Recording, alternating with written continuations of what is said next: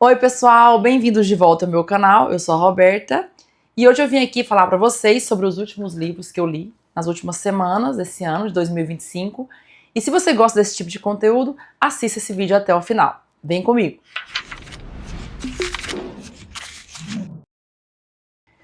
Pessoal, confesso que eu tive um recorde nas últimas semanas de baixo rendimento de literatura, né? Eu consegui ler muito pouco, mas eu atribuo isso a uma situação assim que é o terror de qualquer leitor.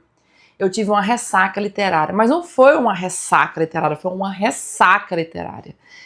Eu li um livro que logo nas primeiras páginas ele já me deixou assim perturbada. Eu sonhei com o livro, eu sonhei com a história, sem ao menos saber o que me esperava. Um livro que muitas pessoas conhecem, é profundo, intenso, perturbador e que eu inclusive vou fazer uma resenha sobre ele aqui no canal, porque eu quero deixar registrado essa leitura, essa experiência que eu tive, e esse autor inclusive me deixou apaixonada a ponto de eu comprar grande parte dos livros dele também, porque eu quero ler vários. Esse autor, que eu tô fazendo um mistério danado para falar sobre ele, é o único prêmio Nobel na língua portuguesa. Eu estou falando sobre José Saramago, Ensaio sobre a Cegueira. Fiz várias marcações, ó, porque acho que eu não gosto muito de fazer marcações.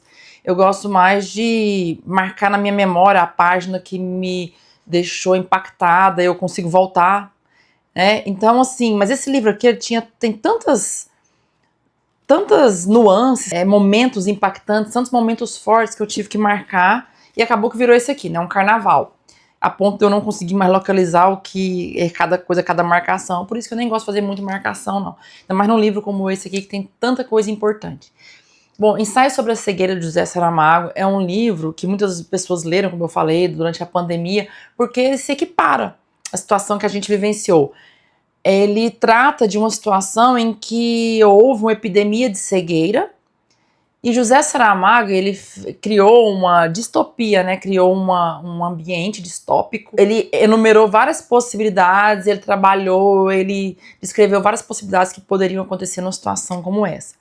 Nós tivemos a pandemia em 2019, né, da 2019, 2020, 2021 da Covid-19, mas foi algo semelhante, porém isso aqui é muito mais avassalador. O mundo ficou cego, né, pessoas que adquiriram uma cegueira branca, não é aquela cegueira que a gente costuma conhecer, a cegueira que tudo fica escuro, é uma cegueira branca, e essa cegueira, ele trouxe várias metáforas, várias situações que poderiam acontecer decorrentes dela. Pense num mundo cego e ainda assim você não vai alcançar todas as possibilidades que José Saramago enumerou aqui.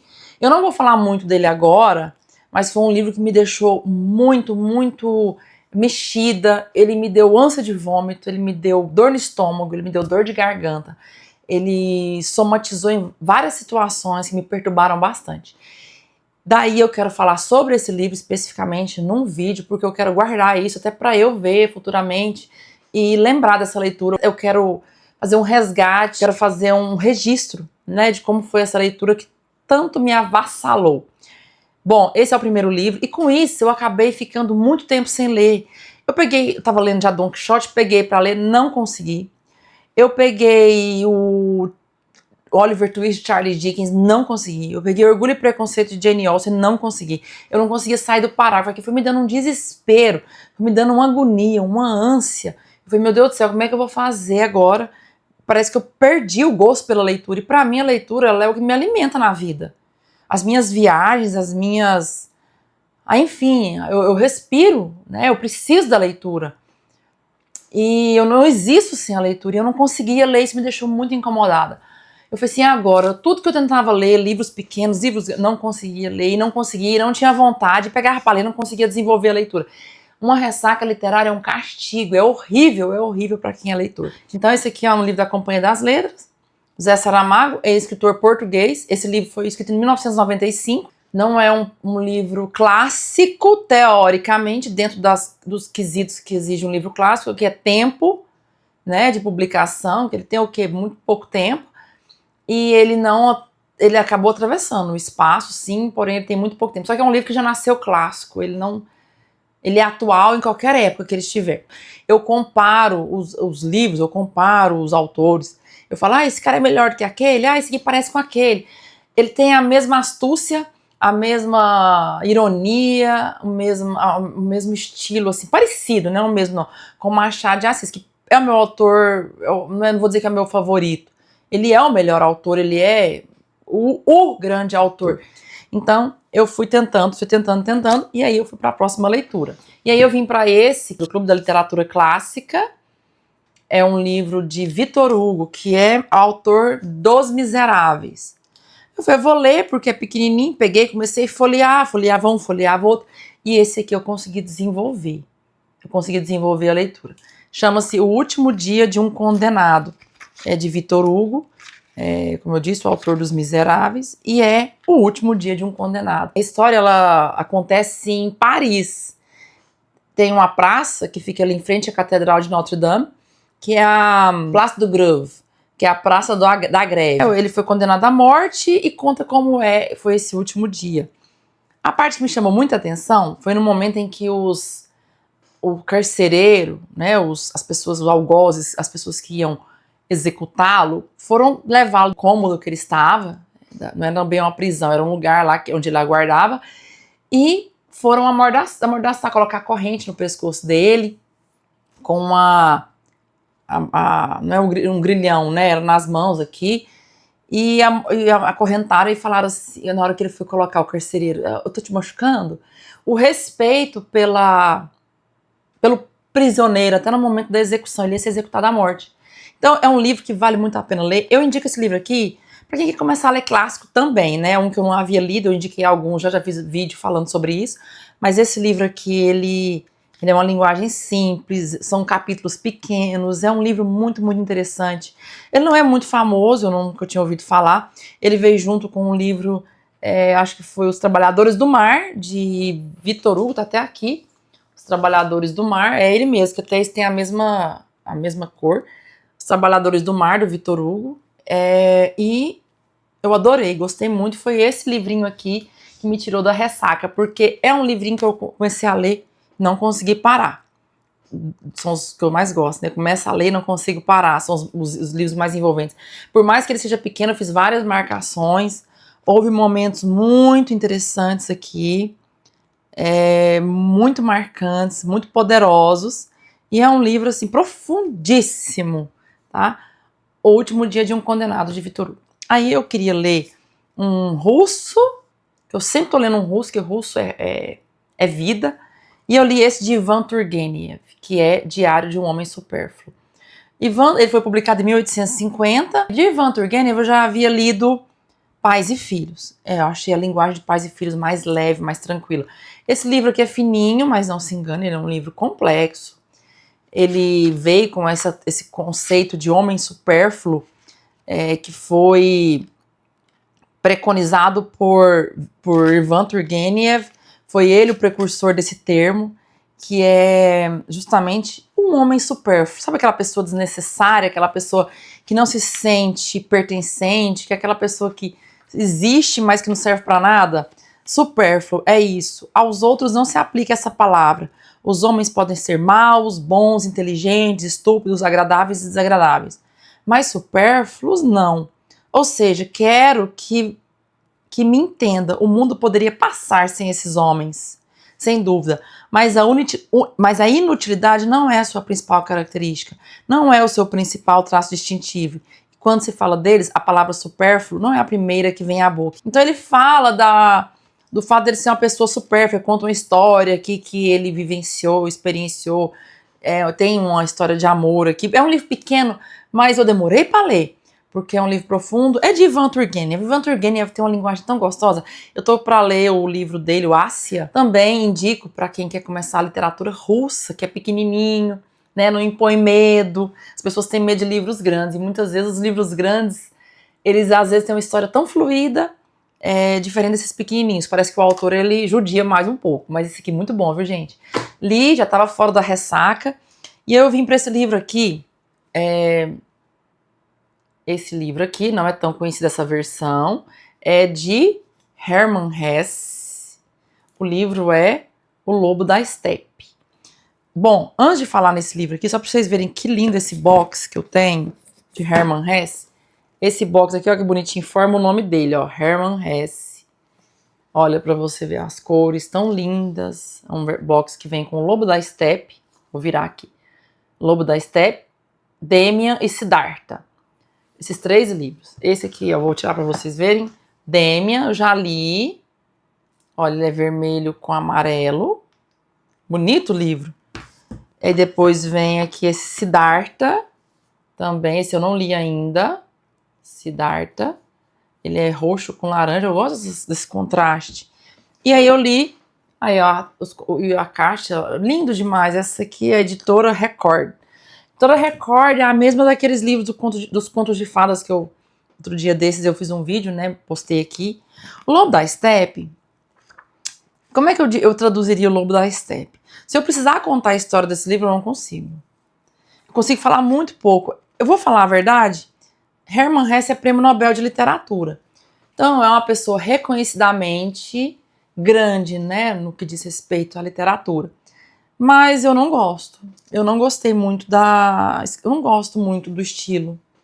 E eu posso falar que eu não gosto, e com todo respeito a quem gosta, e eu, inclusive, me curvo diante de quem gosta, porque ele não é um autor para qualquer pessoa ler. Eu li devagarinho, entendi a escrita desse Lobo da Steppe, eu achei mais complexa do que Demian.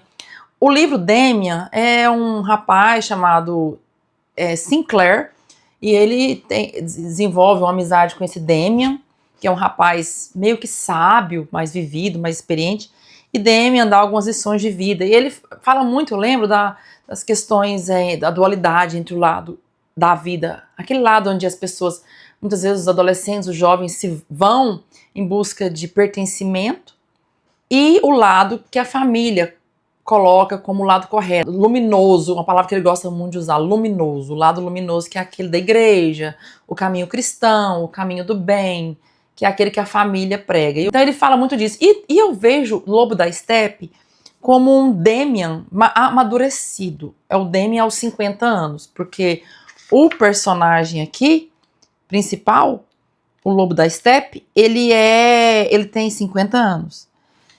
Então, ele não é um romance, apesar de ele contar alguma história. Ele é um livro mais filosófico, que fala dessa questão da dualidade do homem. O lado bom, o lado lobo, que não é o lado bom, né? O lado selvagem, e o lado do intelectual, da pessoa em outro nível. E aí ele até conhece uma mulher no meio da história aqui, Hermínia, e ele é um cara entediado, e essa Hermínia, ela ajuda ele a encontrar algumas situações, é Heller o nome dele. Inclusive, Hermínia de Hermann Hesse, Hermínia. Houve não um anagrama, né, mas uma semelhança aí com o nome do autor.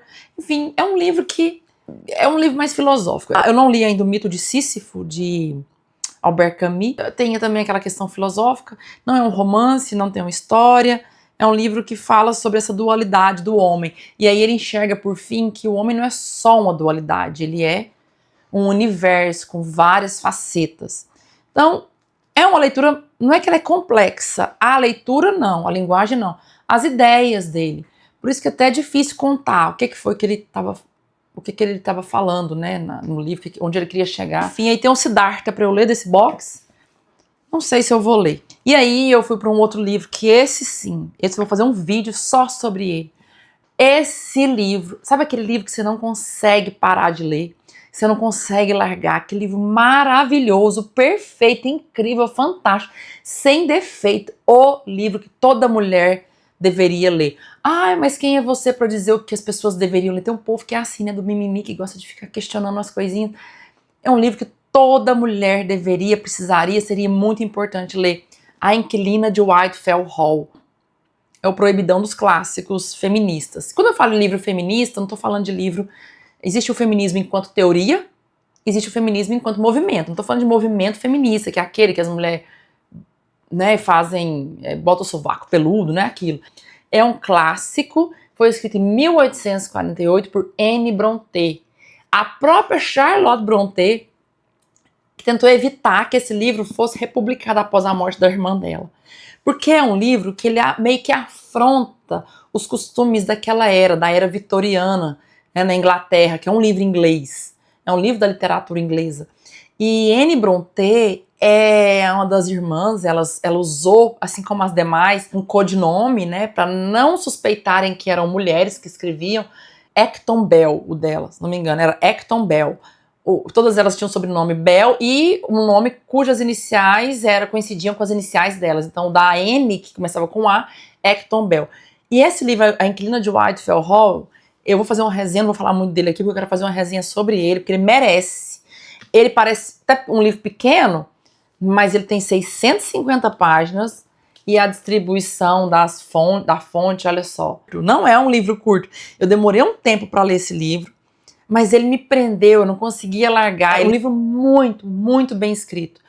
As ideias conectadas. Ele não questionava o casamento, os costumes. Ele escancarava quão ruim era o casamento naquela era vitoriana, ao que as mulheres eram submetidas, como elas não tinham liberdade, como elas eram prisioneiras, né, dentro daquela vida. Então, há várias situações nesse livro aqui. Essa edição que eu li é da Martine Claret. Eu tenho outra edição, que é essa aqui, que eu comprei as duas, da Penguin.